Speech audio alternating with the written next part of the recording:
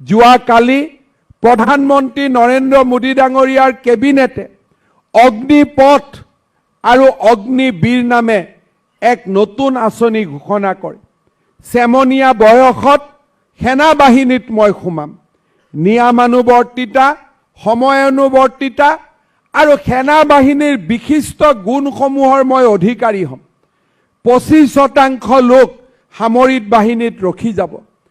75% লোক যুৱক সমাজৰ বুকুলৈ পুনৰ উভতি আহিব।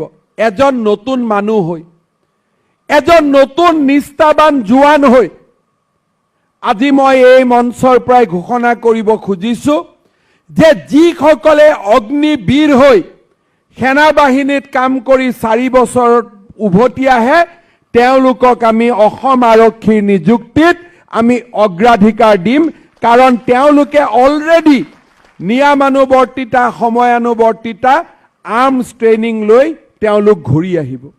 ভাৰতীয় জনতা পাৰ্টিৰ কাৰ্যকৰ্তাসকলে আমাৰ ডেকা ল'ৰাবিলাকে যোৱা 1 বছৰত মই দেখিছোঁ যে মদ খোৱা, ড্ৰাগছ খোৱা বাদ দি ৰাতিপুৱা পুৱতি বেলাৰ পৰা দৌৰি থাকে। কেইদিনমান আগতে চিপাঝাৰত এনেকৈ ৰাতিপুৱা দৌৰি থাকোঁতে মোৰ কেইবাজনো ভায়ে এই পৃথিৱীৰ পৰা আঁতৰিও গ'ল। কিন্তু এই পৰিৱেশ অসমত নাছিল। আজি মোক কোনোবাই কয় যে দাদা আমাৰ কাৰ্যকৰ্তা এজনক পুলিচত চাকৰি দিব পাৰিব নেকি? এই দৌৰি থকা ল'ৰাজন আমাৰ কাৰ্যকৰ্তা নহয় নেকি? তেওঁ দেউতাক মাকে বিজেপিত ভোট দিয়া নাই নেকি?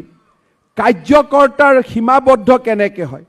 কোনোবা এজন কাৰ্যকৰ্তাই হিয়া উজৰি বিজেপি দলক ভোট দিছে, কোনোবা এজন কাৰ্যকৰ্তাই পৰিয়ালৰ ইলেকশ্যনৰ দিনাখন সেই চেণ্টাৰটোৰ পৰা 100% ভোট দি জিকাই দিছে। ইয়াৰ ভিতৰত আমি কোনজনক কাৰ্যকৰ্তা বুলি ক'ম? ভোটটো 100 জনেই দিছে। কাৰোবাৰ সময় আছে বিজেপিৰ অফিচত আহিছে, কাৰোবাৰ সময় নাই, ৰাতিপুৱা চাকিটো জ্বলাই নৰেন্দ্ৰ মোদীৰ দীঘলীয়া জীৱনৰ কাৰণে আশীৰ্বাদ কৰিছে। প্ৰত্যেকজনে আমাৰ কাৰ্যকৰ্তা।